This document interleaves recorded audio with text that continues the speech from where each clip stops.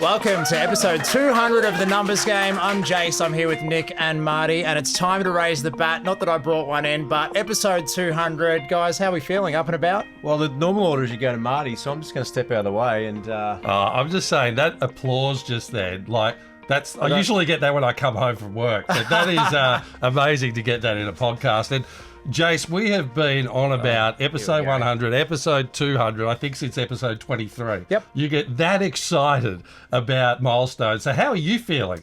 Mate, I haven't slept all week. Nothing to do with the time zone change from Nashville back to Melbourne. I've just been in anticipation for this moment to be with you guys in person. I think it was episode 52 maybe, or no, not even maybe, episode 17, sorry. We went from live recording in the studio, COVID had hit, the world was a different place 3 years ago. 3? Yeah, it must be about that.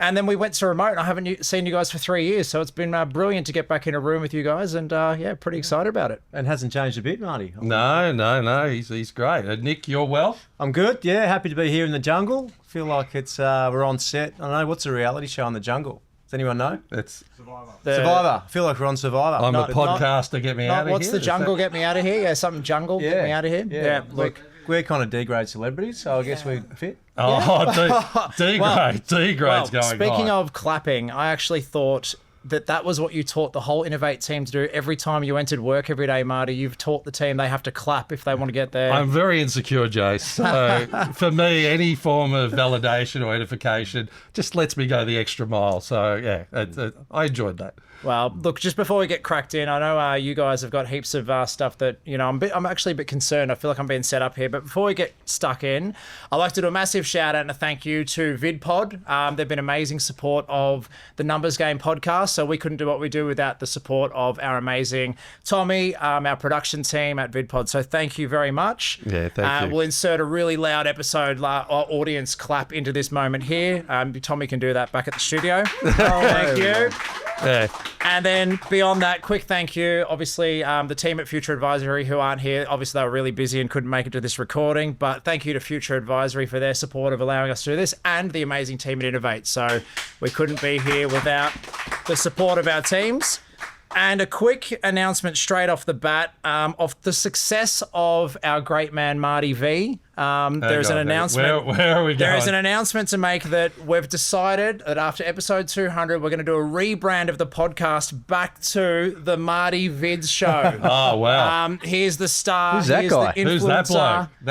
That bloke that's 2015, before people really knew about podcasts in Australia. Well, I feel like anyone who listens to Jeez, the Numbers Game, young. just look up the Marty What have Vids you show. done to That's me, how Nick? you'll find us now. What have I done to myself? I was starting to think of like one of those AI corporate pics. Well, yeah, I tried to put it through AI and say, can you just try and get this to look more like Marty? So Can we get that back on the website, actually? No, but it's been great. Hey, Marty, how are you, mate? You must be up and about. No, I am. And I think, like doing the Marty Vid show originally, I learned a lot about podcasting, but I never thought it would actually play out in the finance game. So it's been great. And doing it on your own with guests was always interesting week to week. But actually doing it with two mates, that didn't come across good. But doing a podcast with two mates is fantastic.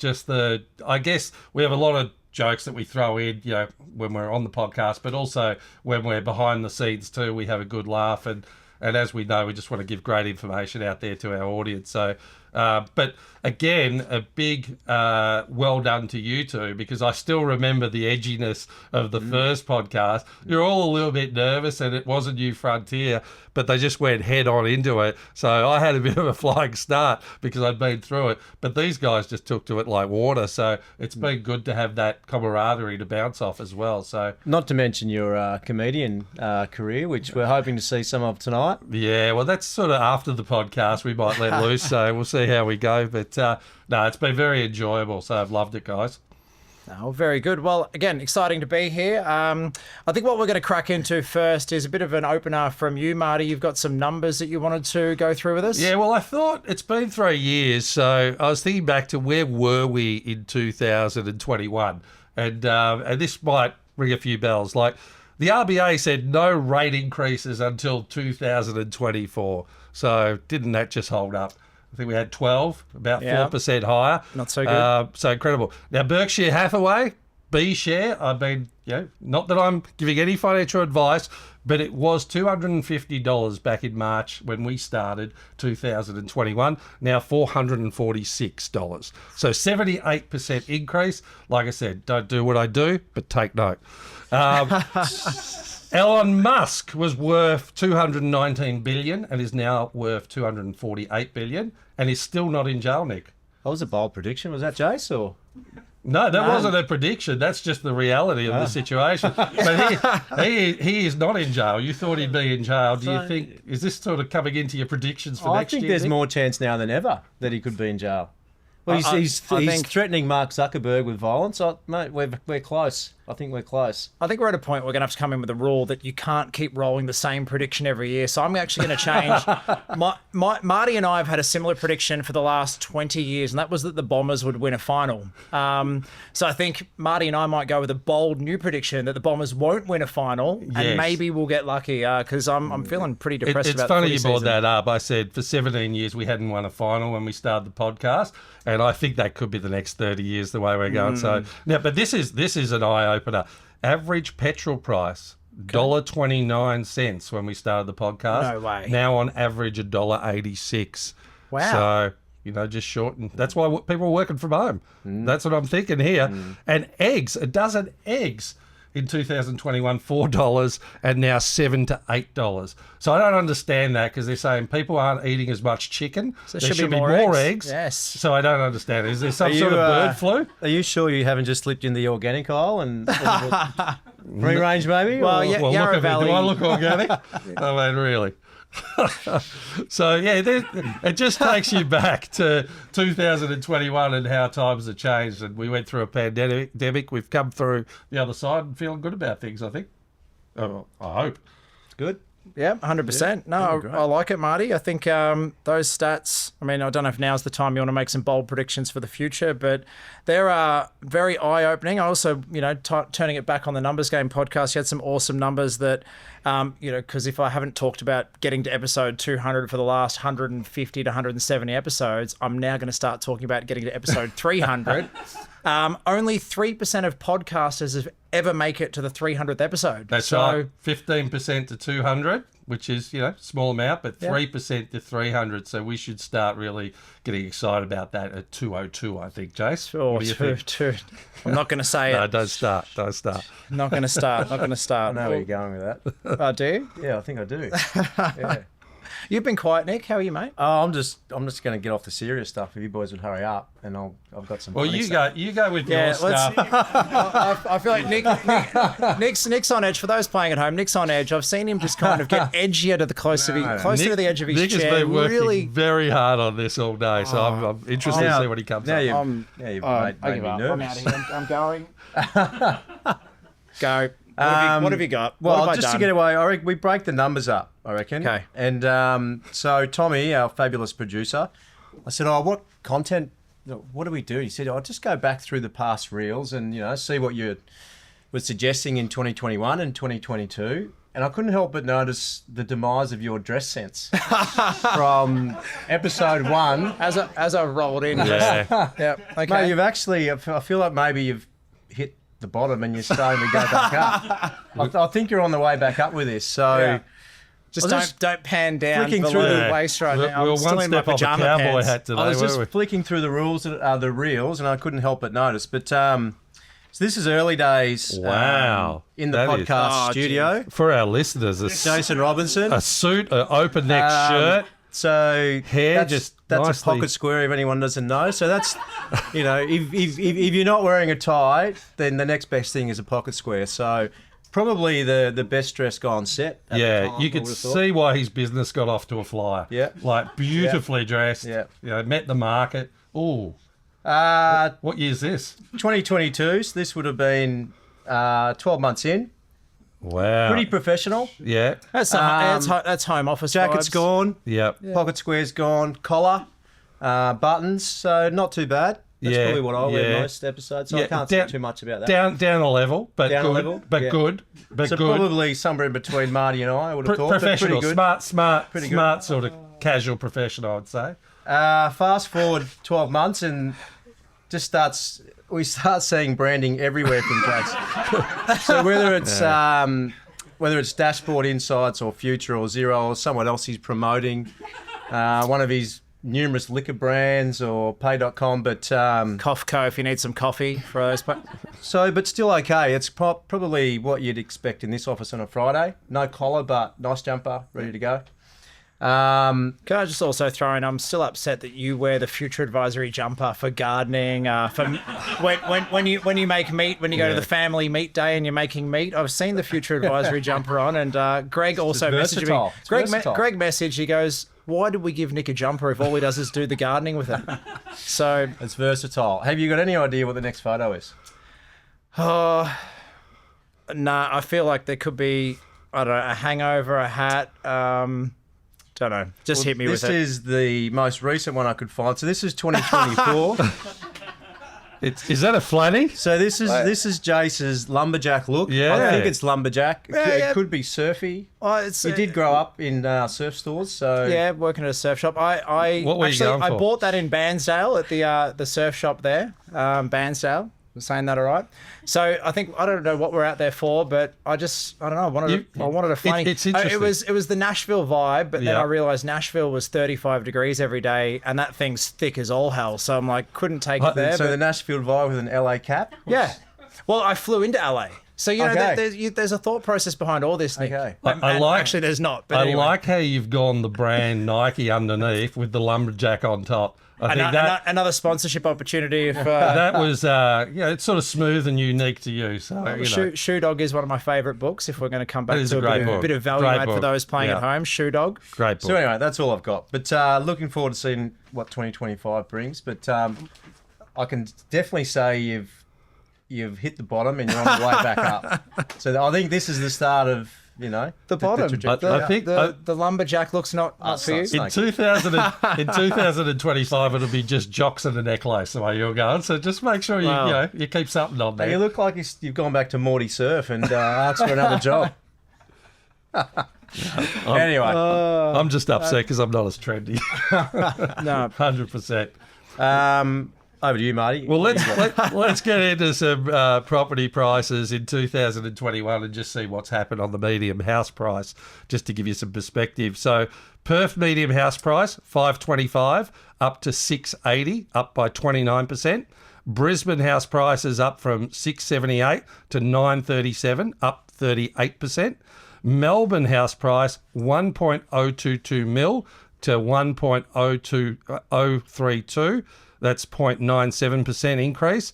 Sydney, 1.6 mil to 1.66 mil, so 3.75 increase. Adelaide, 520 to 785. That's a 50% increase. And Tasmania, 460 to 680, 47% increase. So incredible.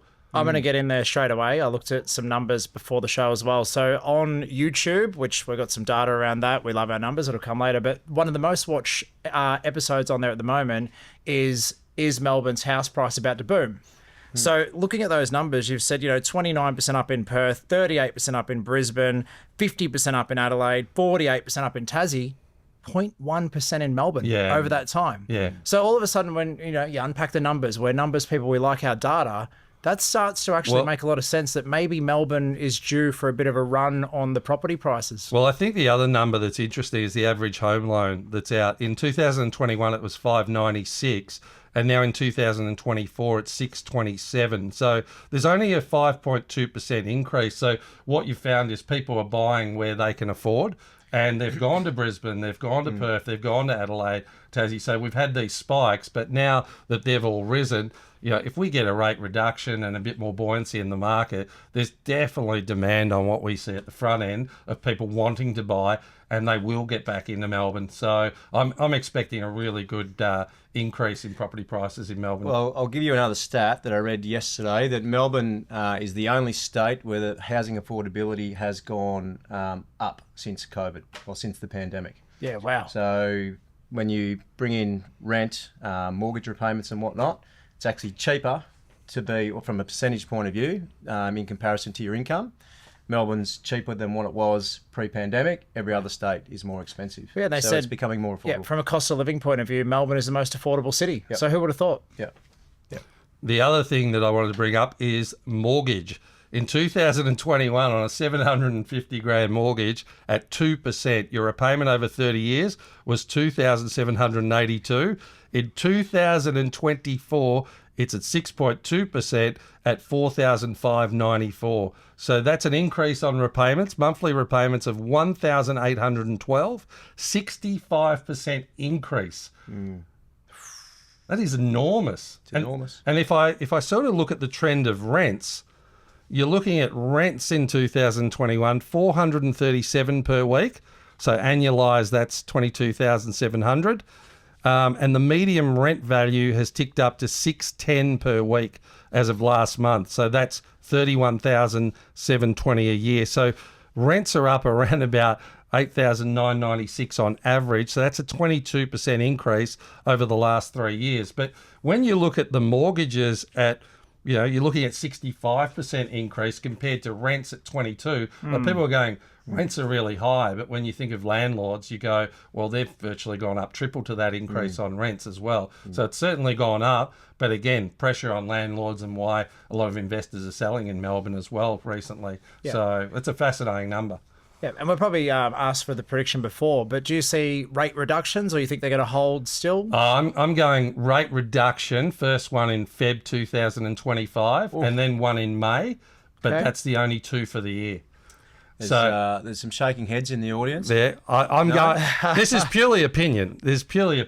But I think that And this comes from the same guy who said no rate rises until 2024, and we had 12. So, no. Okay, so just on that, I'm going to butt in here because you're picking on my mate Marty. And I felt targeted. I've got my back up a bit, but go on. So again, I went back through the numbers game archives. Don't worry, you're safe at the moment. Good. Not for long though. And recently, Marty broke the internet. I can't remember what it was for. What was the topic? It was talking about the cost of living, but then it was the average income earners are around 80,000, and it was about how much you could afford 2021 based on a salary of 80 versus now. So, it absolutely broke the internet. So you say just massive influence on society? Massive influence. Yeah. Well, you may not remember this, but in bloody antagonists. In 2021, 26th of April, so Tommy, I don't know what that episode that was, but it was pretty early days.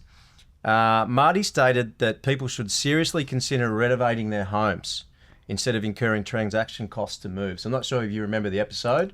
We were talking about needing bigger homes. You said, don't move, everyone should renovate. Yep. This was 2021. So what we saw in 2022 was $12.3 billion in Australia go into the renovation market in Australia. So that's an annual increase of 34%. So Marty comes out in 2021 and says, don't move, renovate. 2022, there's a 34% increase in people renovating in this country. And then what we've seen since then is an absolute frenzy in renovations only just dying down now. So I think Marty, round of applause, single-handedly has really moved the market. Really bolstered the renovation market for the last 4 years. This is the influence this man has. I'm glad we only had 38 listeners back then too, so that's an extraordinary result. But again, I think with that sort of prediction, I don't statement. I think it just made logical sense given where we were at. So, but you picked out one prediction that went well over 200 episodes, so I really appreciate that, Nick. Well, it's not a prediction. I think you made it come true. It's the people taking your advice. It's a bit bit magical. And you look at the data of everyone watching the will Melbourne property prices boom. In a year's time, when Melbourne prices are up 30%, Nick's going to be sitting here with a bit of a head wobble doing the same thing. So the sniggers of only 2 rate cards that we just had before. I've got some runs on the board. Yeah, Nick, you got a prediction for rates? Definitely going down. I think we'll get over the next, in 2025 calendar year, I think we'll get 1%. And I think it'll start late this year. Nice. There you go. Yeah. Macy's saying no again. Yeah, we're about bold predictions here. I'm going to go with nothing. Putting it out there. Nothing until June 25. Yeah. I think the pain they just what they've got wrong is they think, or my just going to say, they think that this rate increase has made an impact on inflation. I sit there and go, like what Macy probably thinks, all the baby boomers that are retiring are cashed up. They're getting their super. They own their homes that they bought in the 80s or 90s for $30,000, $40,000, $50,000. They're paid off. They're cashed up. So when you increase rates, they got more interest income. They got more money to spend. So the rate rises haven't actually stopped people from spending money. So inflation's not going to be impacted. But the RBA sit there going, these rates being high is doing a great thing. We're going to curb inflation. So they're just going to sit on it and hold. I don't think they got the balls to another rate rise to really inflict the pain. If they really wanted to, put us in recession, inflict the pain. They won't. They'll just hold. Did you pick up anything in the US? Because there was talk that they were going into recession. Have you spoken to my doctor? And they go. That's why you're scratching. but it's even worse when your wife's in the audience when you crack a joke like that. She usually doesn't listen to the podcast, so I can get away with those jokes. But no, sorry, Marty. But they're predicting 0.5% drop in September, and then New Zealand have come back 0.25. People are not buying chickens. People are not buying McDonald's. The consumer is holding back their spending. Yeah. So what makes you think that? Like, I think we'll get a really rough Christmas where people are struggling and the everyday person is certainly feeling it. But what makes you think that extended period to June? I think there's some hardship earlier, but. I just think there's a disconnect between what's happening at RBA land versus the real people on the ground in Australia. So you're thinking the hindsight data won't get through to and I think that is that delay in data where we get through from now to Christmas. The travel, the spend, the credit card debt, the default rate. There's all delayed data that they work on what was happening a couple of months ago and they make their decisions. So I think I don't know. June 25 for me, maybe a little bit earlier, and the influencer Marty will get it right. But that's very pessimistic. Yeah. I think. Anyway, we'll see. Well, we can always go back, spend record. What do you think, Jase? What's your prediction for next year in regards? Have you got a bold prediction for 2025? I already said it. The Bombers won't win a final. No, you've got to be better than that. No. I think. Anything serious? What's that? Anything serious? No point bringing the Bombers. No. To be honest, look, the week in Nashville last week, a guy from OpenAI, he'd finished up, and I know I did AI last time, but since we're allowed to roll with the same stuff as last time, I'm going to bring it back. But I've got something behind as to why. So. OpenAI, he worked there when Elon Musk was there, talked about the ethical issues and things going on in the background, but he also shared this whole bunch of data, which I can send through some stuff and maybe chuck it on the show notes for some links, but it was around the power of AI, how fast it's happened between November 21 and where we are today. And just, you imagine when the first car came out versus the car technology where we are today. We're talking 60, 70, long time before the technology got to the increase where we are now. AI, yes, it's been around for 10, 14, 20 years, but the generative AI that's available publicly, how fast that has got better and better. We've never seen any product launch that has grown as exponentially as it has and then got smarter and better. So he talked about where we're at with AI and how it's going to impact businesses. So I sat there going, I still think, from a delay point of view of business owners embracing AI and the general public, it's the bit now where it starts to get embedded and built into everything we use anyway. Our phone operating system, our cars, our computers at work. There's just going to be more and more capability of AI getting turned on at all times to where we're not going to be able to ignore it because it's just going to become second nature again. Sometimes you drive from A to B and you don't remember how you got there. Soon we'll be using AI in the same way where it's a part of something that we use. And it's just going to feel natural and normal that instead of typing something out, we will talk to our assistant that will be able to do a whole bunch of functionality. And that comes down to, it's called an agent. There's an agent that can do things on your behalf where, for example, Xero's talks about a new bit of software called Just Ask Xero, or Jax is the nickname. And that will be, from WhatsApp, you could message your Xero file and say, raise an invoice and send it to Marty. And the AI will get in, raise an invoice. You'll give it a description. It might say, what's the invoice for? It'll be, my time appearing on the Numbers Game show. Thanks, guys. And then you get the invoice. So all without you logging into your Xero file.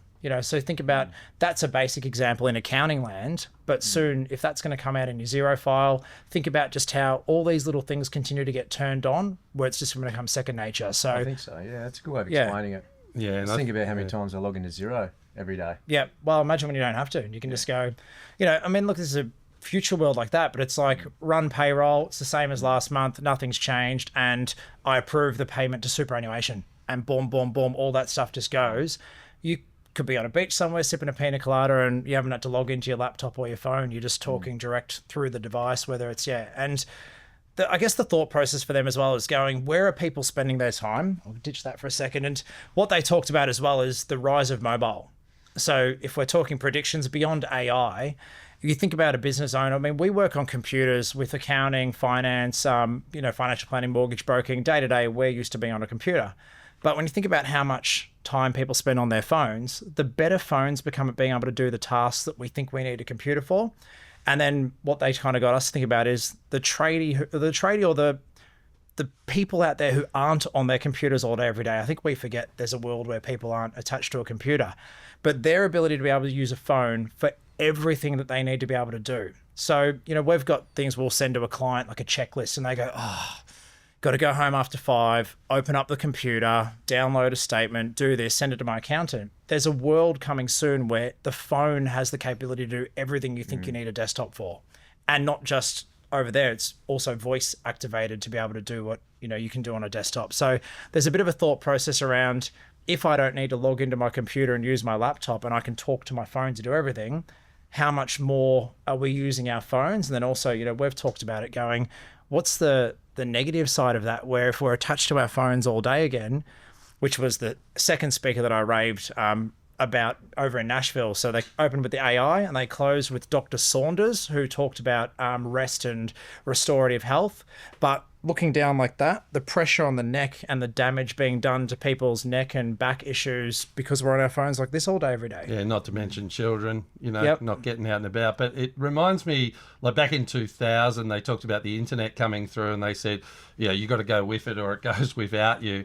And they said, look, it's going to cost people jobs because of the fact that, we're going to be able to do so much online now. But in the end, people ended up just working harder. We just had, technology to use. Whereas I think this is like, that was the evolution. I think this is now the revolution, where like the industrial age coming through in the 20s when I was only young, compared to like nowadays, I think we won't recognise what business looks like in about 3 years. Yep. And that's the thing. We have to adapt with it. But maybe, just maybe, with all that technical and digital capability, maybe we get back to connecting with people at a different level as well, because that's what's going to be important as advisors, consultants, as people in general, because we've lost a bit of that just with mindless scrolling. So I think if they can get that balance right, we get more time back doing the things we really enjoy as human beings, then that could be a good thing, but it has to be monitored really carefully. Time.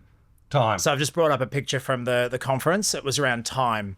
So the one thing that we have a finite amount of in our lives is time.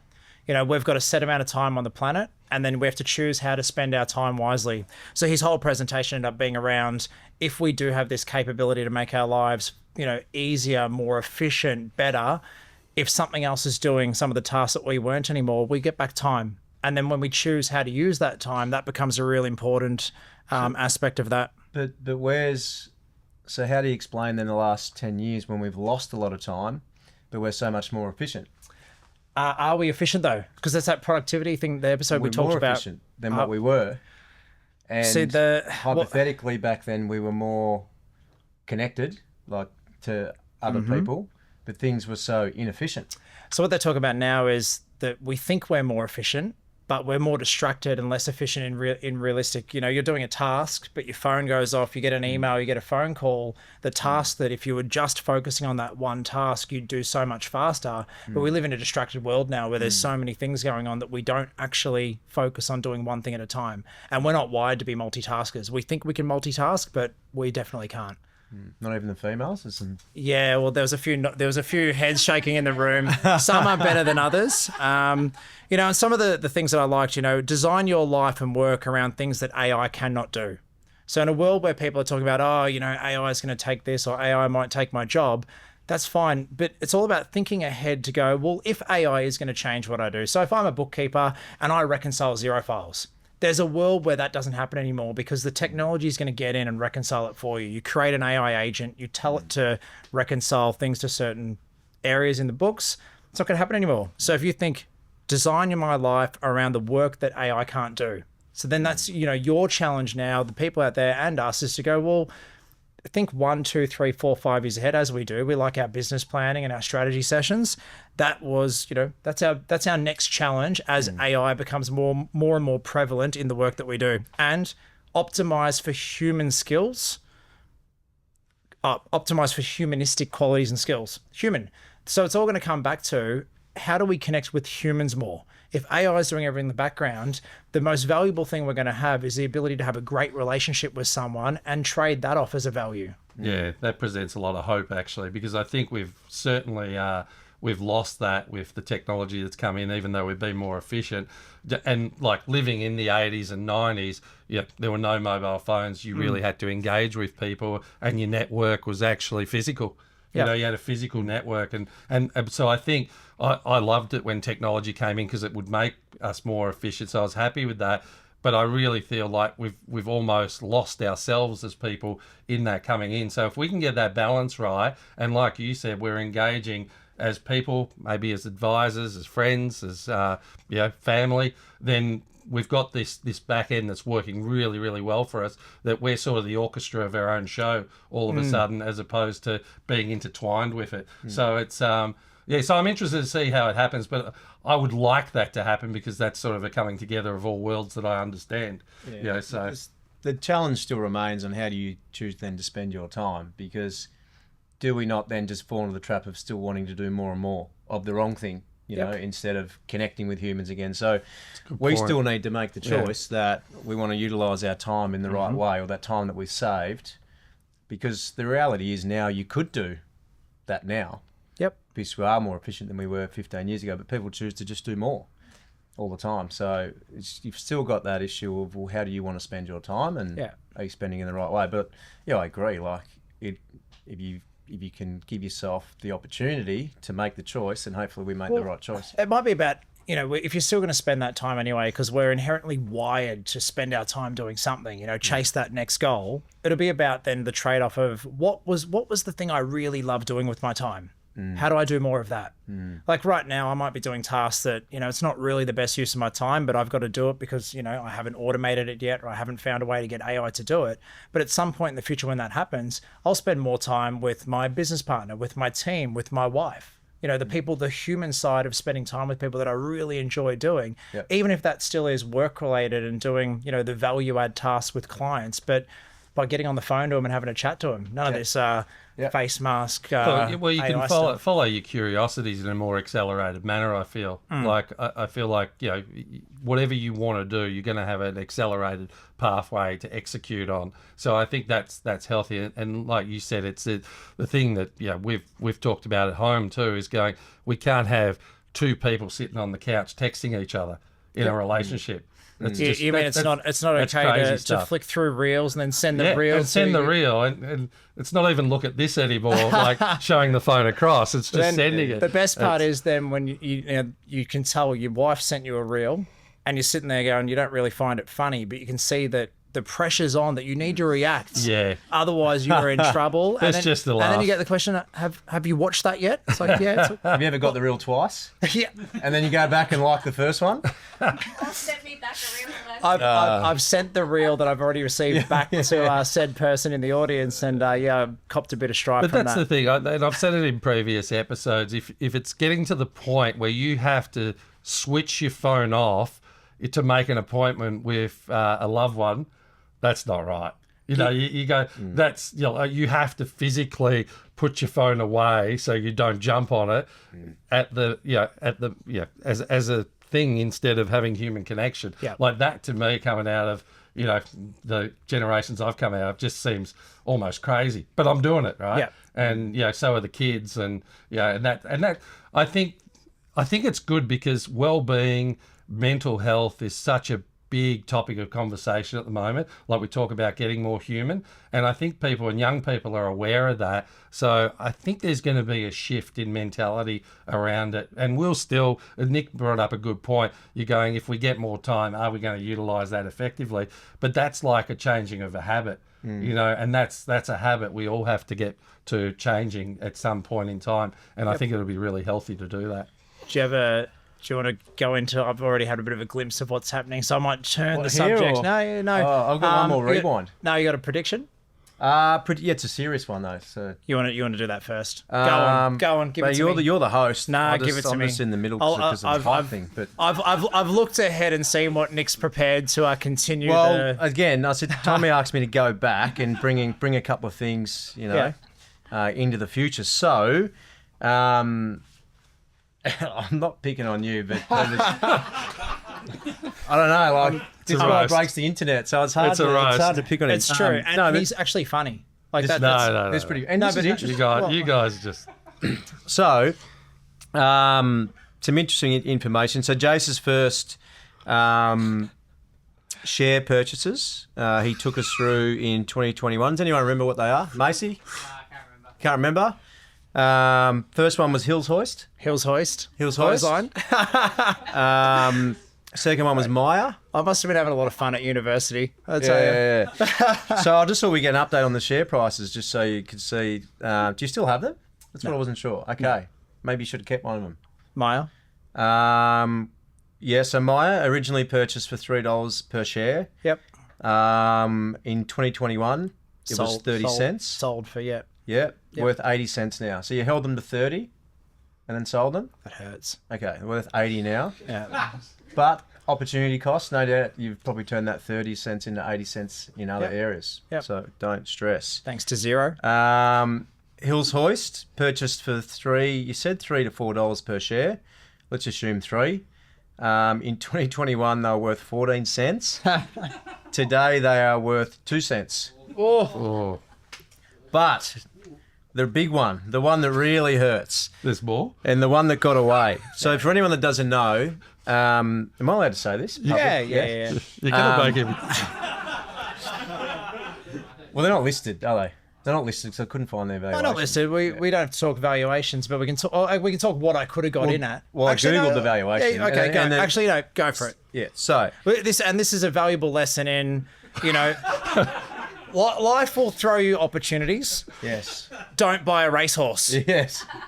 But go on. So for those that don't know, and I'm not sure if you can disclose what you could have got in at, but Jase was offered to be one of the first investors in Mr. Yum. For anyone who doesn't know what Mr. Yum is, it's scan the QR code, code, order at your table, Yeah. and then COVID came along. Oh. Yeah. So Jase said, "Stupid idea. That'll never go anywhere." No. No. Let's explain it to me. For context and clarity, the MVP of the product was QR code on a menu. So it was pitched around the idea of you go to a restaurant and you read the menu. And your friend orders the smashed avo and you order chili scrambled eggs, but the smashed avo comes out, it looks phenomenal. And you wished you could have seen how good it looked before you ordered your chili scrambled eggs that you love. So the idea was you scan the QR code, it'll pop up a picture menu Yeah. if the restaurant didn't already have a picture menu.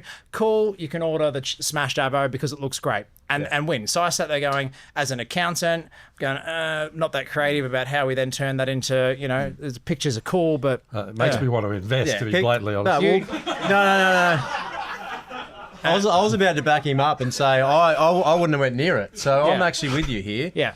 So anyway, You don't know what you don't know. Mr. Yum asks for an investment, really just a startup. So you could pretty much say valuation 0. Yeah. It was this was like product didn't exist, it was an idea. Does anyone have a clue what Mr. Yum is worth roughly today? Moving forward. So it was very hard to find their valuation because they're not listed. But my estimate is they're worth around $300 million now at a guess. They acquired Me and You, who was probably one of their biggest competitors. Yeah, it's kind of a merger. Yeah. But this is the real kicker. I'm not sure if you know this. Should be I didn't know this until I started researching yesterday. But Mr. Yum have been selected in a state government program called Launch. Yeah. And Do know. What? Buried that deep in his dark. He's going to have a stroke, Nick. So the I was only going to have one beer, but it might turn into 10 at this rate. what the launch program is looking to do is find 30 startups in Victoria, and by 2030 they want to take 30 startups to a valuation of $1 billion. Oh, is that all? So I'm not sure how much of Mr. Yum you could have taken from a percentage point of view. I'll never tell you. You would never tell us? Case? Didn't know? But anyway, I thought it was interesting. I was just saying, it would be life changing. We'll put it at that. Okay.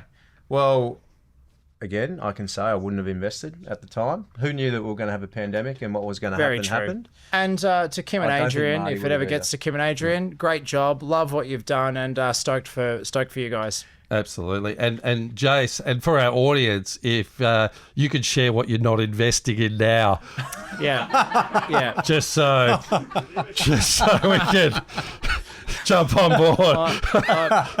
I would be. Yeah. Okay. Yeah. Mate, I'll make that. We'll make that a whole. The whole follow-up episode. Maybe I'll start taking down notes between now and episode 250 or 300. It'll be all the things I didn't invest in that then ended up blowing up. We've all done it. We've all done it one way, shape, or form. That's it. I'm done. But then Marty's full of shit, really. Because I have. he said he would invest in it, but he's never invested in anything No. but Charlie Munger. So, Yeah. and mind you, it was a really good move, but he would never have touched Mr. No, and I wouldn't have either. So I wouldn't have. Mate. Don't feel so bad. Yeah, absolutely not. It's just a cool story. Yeah. I bought a little bit of Nvidia, and I'm stressing because the results come out on the 28th, and I think there goes my $1 that I've put in, or $2. Okay. Oh, very conservative. Anyway. Well, to give you a break, Nick, have we heard your prediction, Marty? On what?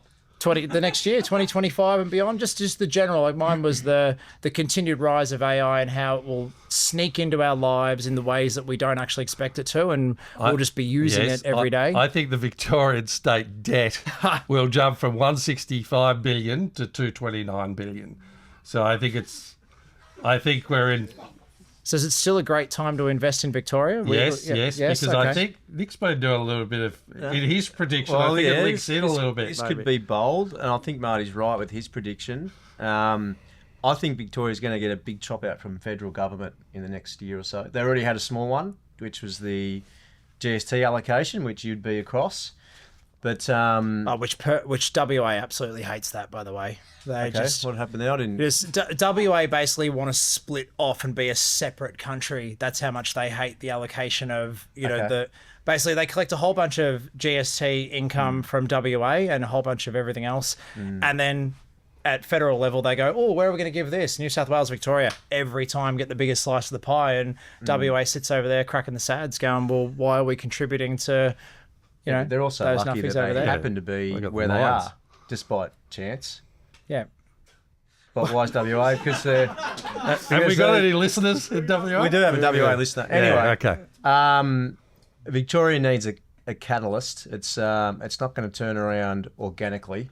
Just the debt is too high, and I think New South Wales debt's actually higher, but we're 25% smaller than New South Wales from a population point of view. So they need Victoria to grow. Yeah. And it's not going to happen organically. Something needs to change. So I think there'll be some kind of boost from federal government, cash-wise, however they make that happen, that'll get us back on track. Good predictions. I like it. One of your recent predictions in an early episode was Donald Trump being back in power. You want to make a call on the US election? I still think he's going to win. I think the attempted assassination, whether that was or was not. Do you want to make a call on whether that was real? I don't think that was real. Okay. No. Really? No, I don't. And the reason I don't is Wow. because we don't know anything about it. And I don't think we'll ever find out what really went on. Okay. So, I don't know. I don't actually believe anything that goes on over there anymore, to be honest. Yeah. Fair That bold? enough. No? That's- Bold? Surely, if you're going to assassinate the president, you can shoot a rifle and hit him. Like, that's what I don't get. Like, But yet again, Nick, you're coming from your efficiencies and your confidence. yeah. If you were going to do something like that, not that you ever would, you'd make sure it happened. But Yeah. not everyone's as good. Yeah. Not everyone's as good. Yeah. I don't know. I just can't. The whole story. Like, it scrapes his ear. And it just doesn't seem real. And I think if it was real, we'd know more about it. But we don't. If that was me, I'd be dead. 100%. It was just because my head's a bit larger and shit. But we'll never know. This is the thing. We'll never know. Very true. Very true. No, well, sorry, Marty. Well, Jase, I was going to say, I changed the tone a little bit here, but over 200 episodes, and not throwing you on the spot, but I'm going, what's some of the more memorable times that you've had in regards to doing a podcast? Because you've come, you've never done a podcast before. What have you enjoyed most about the numbers game? Good question. Look, I think So we've been through some times. Yeah. You know. Be careful. He's emotional. Yeah. We've both lost people, during that time and supported each other. That definitely was like, without that being the thing, that was definitely something that I thought, there was only a few episodes at the start where Mum was around, and then all of a sudden there's that journey of, losing Mum and going through all that. So while that's not the point of getting emotional on that, it's life goes by so fast, but the podcast has given the ability to go back and get all these weird little snapshots in time. Completely, not taking it from Mum passing to something silly, but, I read something about in the notes, Nick staining his deck every year, it comes out of winter, Stew again. So that one of my questions was when's the annual deck staining happening at Nick's place? So very soon. No, and that's not the one I'm going to go with. Look, I think over the journey, there's not that many guest episodes. So I think in the 200, what we've been able to do is our own consistency of getting in a room and sharing content with each other, where I feel like what I've learned over 3 years from spending time with both of you has made me a totally different business owner, partner, family member to the rest of my family. Like I've changed as a person through the time I get to spend with you guys in a room. And I think your authenticity is remarkable. Like just your... you have a kind nature. You're very good at what you do, but just even talking about spending up on credit cards in the early days and things, and actually sharing that with the audience. Like at the end of the day, we're all people. We all have highlight reels. We all make mistakes, and that is life. We lose people we love. We find people we love, and that's that's life. And to get to share that in a group setting has been remarkable, and even to share that with the audience, that's not always easy to do. Yeah. So I think. I think people get a lot of value out of that, Jase. And, I think one of the other things beyond that, and I'm just trying to find the text that came through yesterday that was random, but beyond the guest episode stuff as well, like I think because guest episodes are quite limited, there's that ability to sit in a room with somebody else and just pick away at their life or their journey and take that in. Clementine recently was great. Way back to Tom Boyd talking about mental health and the post-footy career. They're, journeys and stories that, it's quite a privilege to sit in a room with someone and have them actually feel like they want to be on the podcast with us. I also do enjoy listening to the episodes where I haven't been on and get to hear you guys rip into me about being late, and now it'll be about what I'm wearing. As a side bit of funny, Case was saying that she enjoyed finding out about the cat vomit off the podcast episode rather than me telling her about the vomit that was under the table. But I still remember, even before the podcast, you and Greg, which is Jase's business partner, sitting in the boardroom talking about going into business. And again, you hear a lot of people and you see a lot of people in life talk up a big game, but for you to then go and execute as you have in your business, and no doubt, like all of us, there's challenges that you have to work through. People leave, people come again, but it's remarkable what you've done with Future Advisor, and you and Greg and the team should be very, very proud, because that is that is a quick rise in regards to what you've done. You've been very bullish, but obviously delivering a great service to clients consistently to have that impact. So well done to you, man. We're unroasting you a little bit here, but it's we'll get back to roasting. But it's I've gone from uncomfortable at the start, so and like I said, we all make investment mistakes personally, and we all some more than others, of course. But again, these are things that happen, but just well done, mate. Really, thank you. Fantastic effort on your business. Thank you. And and for we are, I missed it at the start, but we are recording this episode with some people in the room that we love and adore. And again, I wouldn't get to do this without Greg, who's up the back there. And again, think back to when this show started. Greg had ran for maybe 200 days straight. He'd maybe lost his first couple of kilos, and now 3 years on, he's at 1,400 days of running or exercise. He's just lost a further couple of kilos. I thought he was wasting away today when I saw him. He's dropped some weight. And, I thought it was a mic stand. yeah. It's Greg. It's there you Greg at go. the back. Hi, Greg. Yeah, there you go. So, that journey, this stuff doesn't happen without the support of, loved ones, business partners, Absolutely. our teams, and also the support of you guys. So thank you to both of you for showing up and continuing. I mean, I don't know whether I called you with this idea of throwing a podcast together, but the ultimate thing overall was we wanted to help people. That there was this purpose or passion behind it that go, if we can get some value ourselves in the room of sharing ideas and learning, but also share that with not just our clients, but anyone in the audience who can listen. I had a great conversation with some guys the other day. They're in country New South Wales. This guy who goes out running at 5 a.m. before he starts work listens to the numbers game every week, and they've got a business transaction going on, and the first person they thought to call was Future Advisory, not their accountant. They go, we don't think our accountant's equipped, but we've listened to the way you go about it on the podcast. We called you. So there's these really cool moments that through consistency in doing this, for 200 episodes or 3 years, become a part of people's business lives. We could easily have pulled up sumps at 50 and gone, even though I was still talking about episode 200 back at 50 and wanted to raise the fake bat that I didn't bring in, but we could have, and we could have stopped and missed out on all the stuff that's happened now recently, but there's still a whole journey to come between, 200 and 300. And this is just a random one yesterday, but out of nowhere, this guy didn't know. He might have been listening to 198, 199. And he goes, not sure if I've told you, but I love listening to the numbers game. It's so informative and helpful. Episode 200 around the corner. How exciting, mate. Well done to you and the boys. Yeah, how good's that? And it's just, and there's a couple of examples of that. The reviews, if we've ever go into Apple Podcasts or Spotify and read what people write, like there is people out there that actually are getting a lot of value. Not that we don't believe that people get value, but sometimes I think we might walk away and go, well, I hope that was good. I hope somebody likes it. Even the homeschooling episode with Charlie, when I went through that, like I had many people reach out and give me resources as to what to do. That was amazing. Yeah. Like I couldn't believe it. Like literally floored me. Yeah, and you may remember Nathan Theos, who was a guest. He'd just gone into business. He would have been one of our first guests, I think. And we also brought John Pearl on. Yep. So what I can tell you, I don't think you know this, but those two are working together now. Yeah. And really good results. So that's two people we've brought together. Yeah. For me, just listen to what you said around learning. Like I've learnt so much in the last 3 or 4 years. And I remember when we started doing this, the content was a bit of a drag. I was like, oh shit, I've got to find some content. And then we used to have conversations all the time. Is it worth it? Should we be doing it? But I think now it's actually become a really important part of our week or our month. Yep.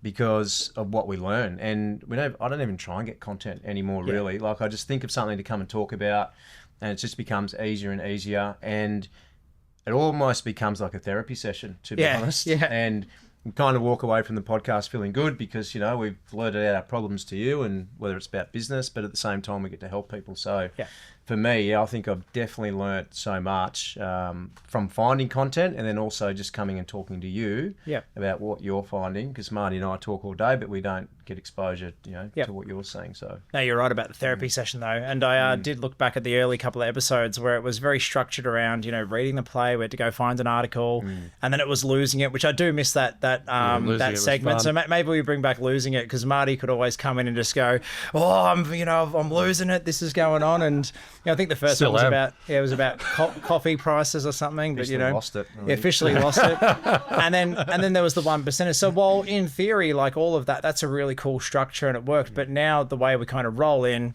get into it, rip into Marty mostly for his big head not being able to get through the office. I don't know if you've heard that episode yet, but that'll be coming out soon.